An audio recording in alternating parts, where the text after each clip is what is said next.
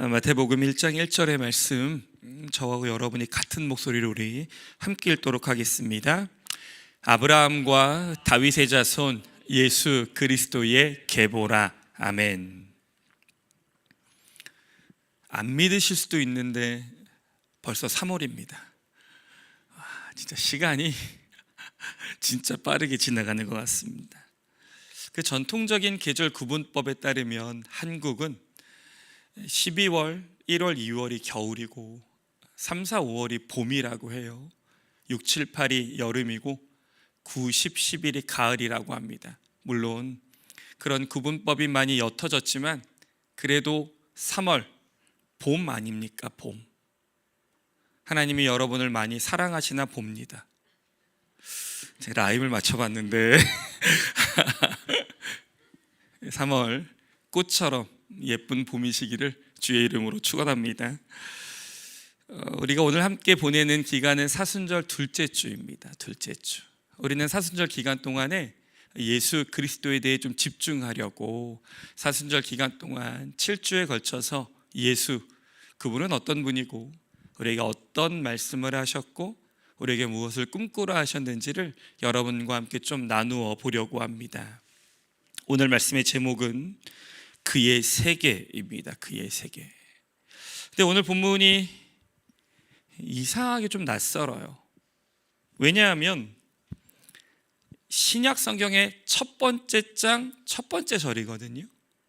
그러니까 여러분이 성경을 읽기로 다짐하시고 신약 성경을 읽어보신 분이라면 예외 없이 누구나 다 읽었을 본문이고 절인데 의외로 낯설어요. 세상적 표현을 조금 빌리면 창세기 1장 1절에 비해서 그렇게 대우받지 못하는 것 같아요. 왜냐하면 여러분 창세기 1장 1절이 뭡니까? 태초에 하나님이 천지를 창조하시니라. 여러분 얼마나 놀라운 구절이에요.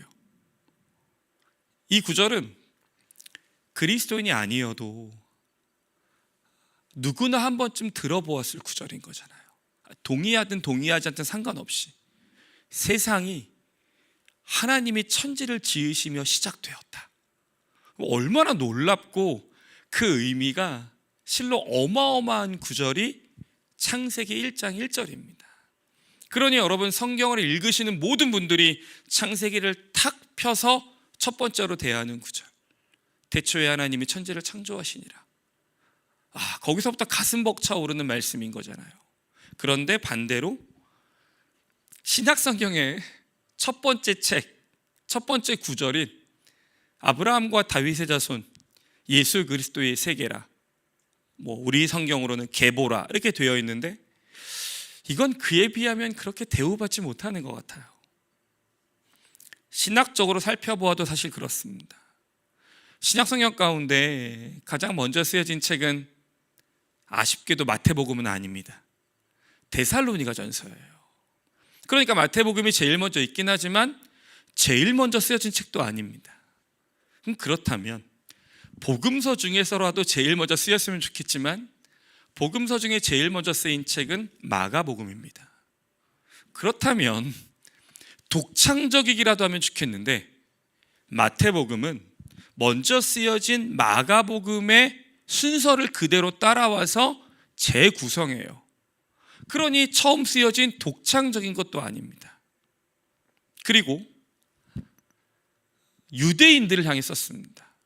누가복음은 유대인이 아닌 모든 이방의 사람들, 요즘의 언어로 말하면 모든 열방에 있는 사람들 전체를 향해 썼습니다.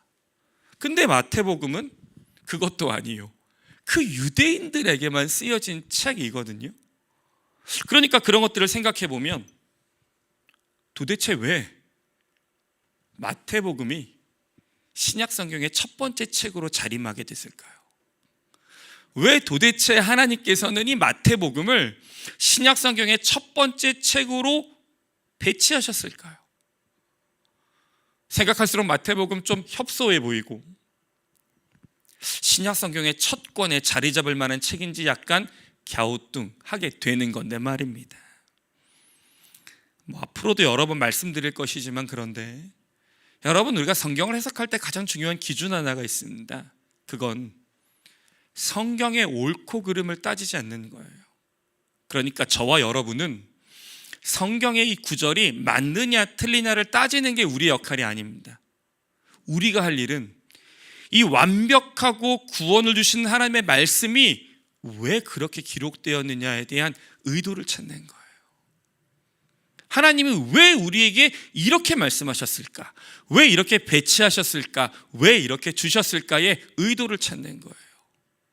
옳고 그름을 따지다 보면 우리 안에 믿음의 혼란이 생깁니다.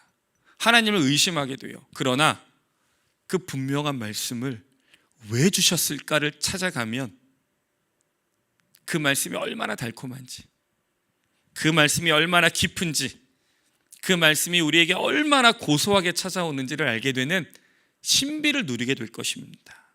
그런 관점에서 보면, 자, 하나님이 마태복음을 제일 먼저 배치하신 의도는 뭘까요? 이런 구조에도 불구하고 왜 마태복음이 제일 먼저입니까? 그걸 우리가 이해하려면 초대교회의 마음을 생각해 보면 금방 압니다. 그러니까 하나님께서는 우리에게 초대교회의 마음을 배우려고 하셨던 거예요. 초대교회의 마음이 뭔데요? 초대교회도 알았어요. 데살로니가 전서가 먼저 쓰였다는 걸. 초대교회도 알았어요. 마가복음이 더 먼저 쓰였다는 걸. 초대교회도 알았어요. 이게 유대인들에게 쓰여진 성경이라는 걸 알았어요. 그럼에도 불구하고 성경이 정경화 작업을 겪기 전에 이미 초대교회가 신약성경 묶음을 갖고 있었는데 그 묶음의 첫 번째 책이 마태복음이었습니다. 이런 모든 우리가 따지고 있는 이유를 알았음에도 불구하고 우리보다 먼저 예수님을 만나고, 아니 예수님을 가까이서 경험하고 예수님의 마음과 사랑을 알고 있는 초대교회가 마태복음을 제일 첫 번째 책으로 놓고 그 책을 읽으며 신약성경을 시작했습니다. 왜 그랬을까요? 지금 우리가 나누려고 하는 두 가지 이유 때문에 그렇습니다.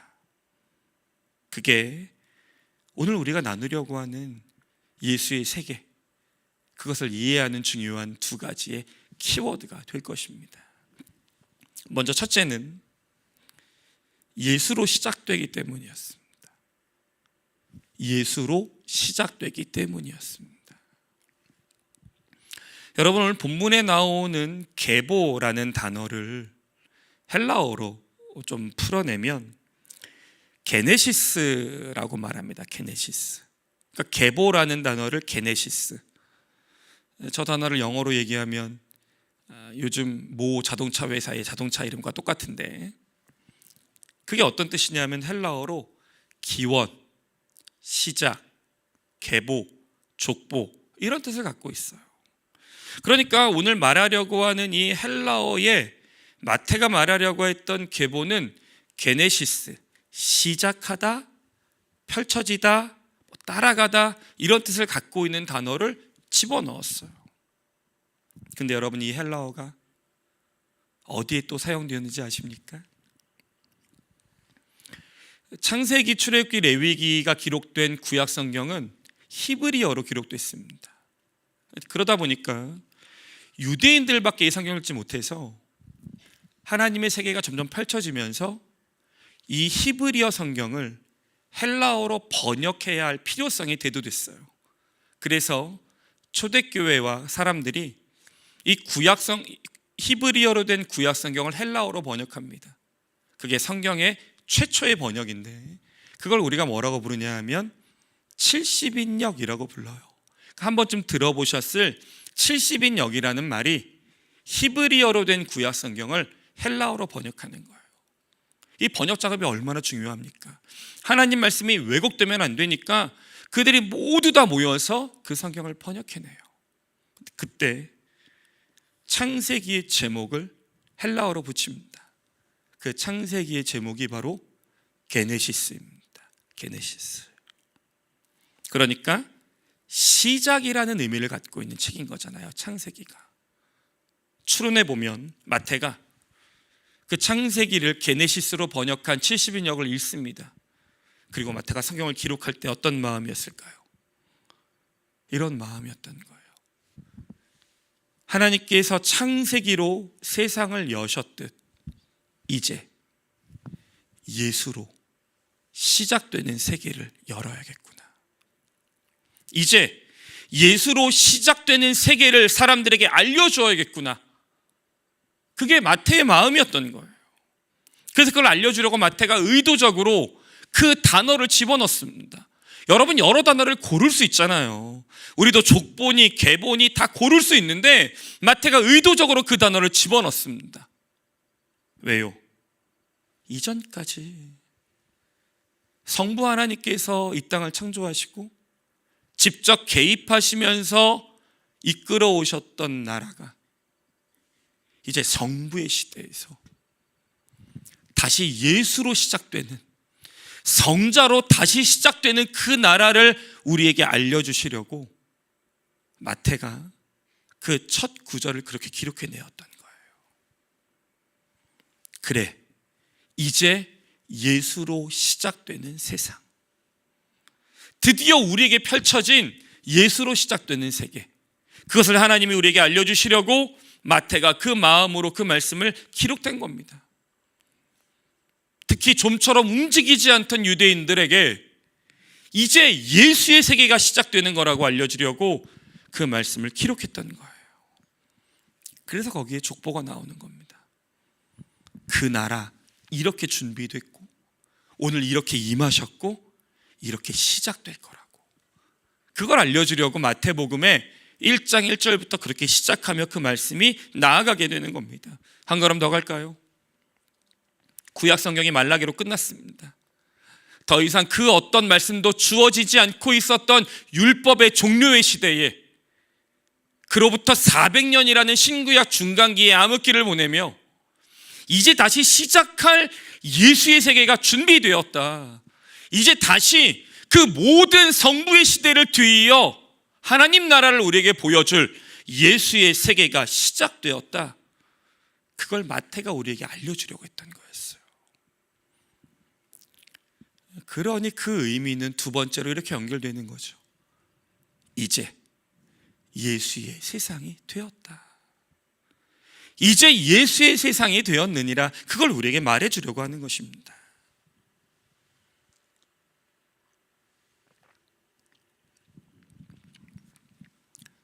마태복음이 신약성경에 제일 먼저 등장하게 된 또 다른 이유가 여기에 들어있는 거거든요. 예수의 세상을 마태가 펼쳐주었기 때문입니다. 앞서 말씀드린 것처럼 마태는 마가복음을 기초로 마태복음을 작성합니다. 그 기초란, 마가복음의 구조는 예수님이 유대 땅에 계속 계시다가 예루살렘에 올라가셨고 거기에서 십자가를 지시고 죽으셨다, 이 구조거든요. 그걸 마태도 누가도 함께 따라가요. 그래서 우리가 공통의 관점을 가진 공관복음이다, 이렇게 부르는 거예요. 요한복음은요, 그 구조를 따라가지 않습니다. 예수님이 유대와 예루살렘을 왕복하신다고 기록하기 때문인 거죠. 그러니 마태가 이 마가복음을 기초로 성경을 기록하면서 제일 많이 고민한 게 무엇일까요?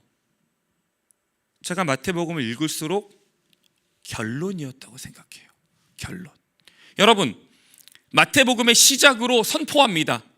예수로 세계가 시작되었느니라, 예수의 세계가 시작되었느니라, 예수로 이 땅에 이것들이 출발되었느니라, 그렇게 말씀했습니다. 그럼 어떻게 끝맺음을 해야 될까요? 그게 마태의 가장 큰 고민이었던 거죠. 물론 성경의 여러 저자들도 끝부분을 어떻게 끝내야 할지 고민이 참 많았습니다. 저자들마다. 근데 마태도 많았어요. 그때 마태의 결론은 뭘까요?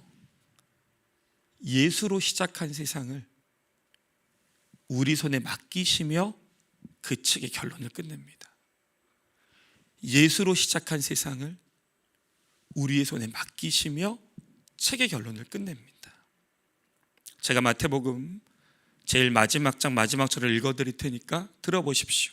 마태복음 28장 18절로 20절입니다. 예수께서 나와 일러 가라사대 하늘과 땅의 모든 권세를 내게 주셨으니 그러므로 너희는 가서 모든 족속으로 제자를 삼아 아버지와 아들과 성령의 이름으로 세례를 주고 내가 너희에게 분부한 모든 것을 가르쳐 지키게 하라. 볼지어다 내가 세상 끝날까지 너희와 항상 함께 있으리라 하시니라. 아멘. 어떤 부탁이죠? 마태복음의 제일 마지막에 쓰여진 이 부탁은 뭐죠? 예수께서 시작하신 세상을 우리에게 맡기시면서 마태복음을 끝맺고 있는 것입니다. 왜 그렇게 말씀하셨을까요? 이 땅이 예수께서 우리에게 허락하신 예수와 함께 살아가야 하는 우리의 시대이기 때문에요. 그래서 마태복음을 읽는 사람들은 이 땅을 살아가는 동안 예수의 이름으로 담대히 그 땅을 품고 예수의 이름으로 용기 내어 나아가고 예수의 이름으로 그 땅을 향해 전진하기를 부탁하고 있는 게 마태복음의 말씀이거든요. 우리에게 적용할까요? 우리 교회도 하나님이 담대히 나아가기를 원하십니다. 그래서 교회의 이름을 주셨어요. 여러분, 우리 교회 이름이 뭐죠? 온누리 비전 교회입니다. 오늘 말씀에 붙여볼까요? 온누리란 이런 뜻 아닙니까? 오늘 말씀에 등장하는 모든 족속으로. 모든 족속으로. 비전은 뭡니까? 제자를 삼고 세례를 주고 가르쳐 지키게 하라. 그게 우리에게 허락하신 비전인 거잖아요. 비전. 다른 비전 있으십니까? 우리 교회 엄청 잘 돼서 사람이 막 넘치는, 그건 우리 교회의 비전은 아니죠. 우리의 비전은 뭡니까? 주님 말씀하신 제자를 삼아 세례를 주고 가르쳐 지키게 하는 것. 교회란 뭡니까?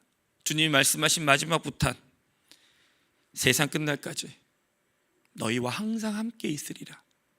그것을 늘 누리는 교회. 그러니 온누리 비전 교회라는 이름을 주신 하나님이 우리에게 선포하시는 건 뭐죠? 이 땅 살아가는 동안 교회여 담대하라. 이 땅 살아가는 동안 교회여 주신 사명 기억하라. 예수로 시작된 세계에서 예수의 세상을 우리에게 맡기셨으니 교회여 그 사명 감당하라. 그게 우리에게 말씀하신 주님의 부탁인 거예요. 우리가 교회의 정체성을 거기에 두고, 우리가 나아가야 할 신앙의 정체성을 거기에 두고 우리가 끝까지 교회 지키고 버티면서 이 땅에 하나님 나라 함께 이루는 것, 그게 우리가 그리스도인이 된 이유고 우리가 이 교회를 섬기고 있는 이유가 아닙니까? 용기 내서 주가 허락하신 세상 향해 믿음으로 나아가라. 그게 마태복음을 통해서 우리에게 부탁하시는 주님의 의도가 되는 것입니다. 말씀을 좀 맺으며, 제가 좋아하는 대중가요가 하나 있습니다. 이선희 씨가 부른 노래인데 아름다운 강산이라는 노래를 참 좋아해요.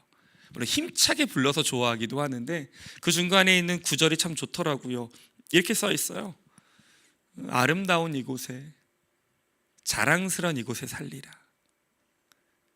하나님이 우리를 대한민국에 태어나게 하신 데는 이유가 있고 우리에게 이 나라를 품게 하신 데는 이유가 있기 때문에 저는 참 저 구절을 저 노래를 들을 때마다, 저 구절을 들을 때마다 참 좋더라고요. 여러분, 그런 세상의 노래도 조국을 외치면서 이 조국에서 우리가 어떻게 살아야 할지를 외치고 있는데, 그 조국과 비교할 수 없는 하나님 나라를 품은 여러분, 하나님 나라를 여러분에게 맡기셨는데,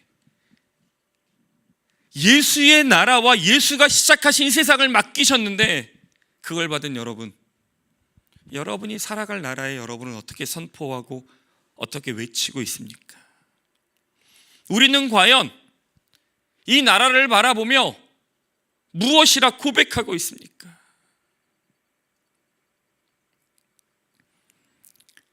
오늘 2부의 마지막에 불렀던 찬양에 이런 가사가 있더라고요. 두려움 없는 믿음으로. 두려움 없는 믿음으로. 여러분, 우리가 세상을 살 때 우리 안에 있는 가장 가슴 아픈 부분이 뭘까를 생각해 보면 우리는 그리스도인인데 예수께서 시작하신 나라를 우리에게 맡기셔서 이 땅 살아가라고 말씀하셨는데 나는 정말 두려움 없이 나아가고 있나?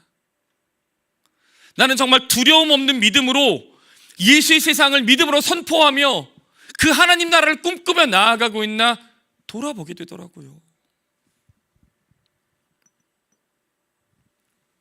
특별히 새 학기가 시작이 될 거고 새 달이 시작이 되었고요.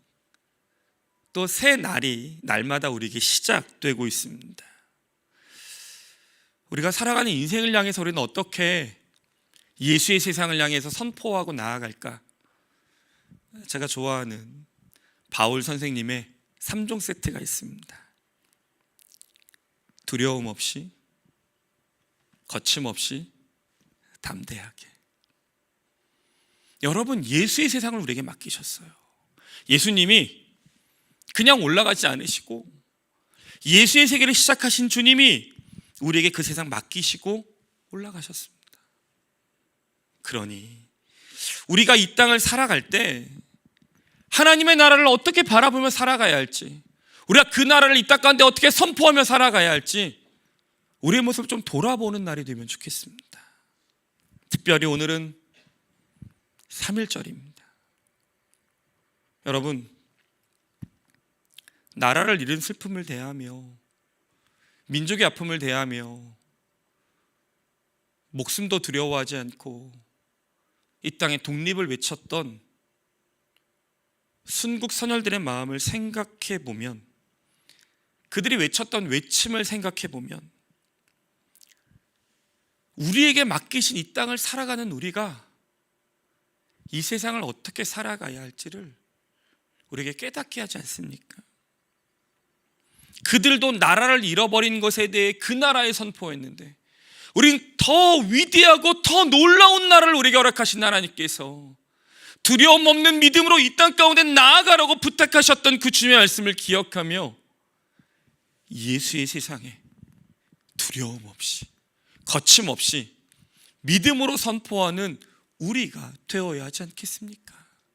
그러니 바라기는 새 학기를 시작하는 분들이 있다면, 새 달을 새로운 마음으로 시작하려는 분들이 있다면, 새 날을 기도로 시작하려는 분들이 있다면 오늘 말씀을 꼭 기억하시며 우리가 살아가는 세계, 예수께서 허락하신 세상에서 담대히 믿음으로 선포하며 나아가는 여러분 되시기를 주님의 이름으로 간절히 축원합니다.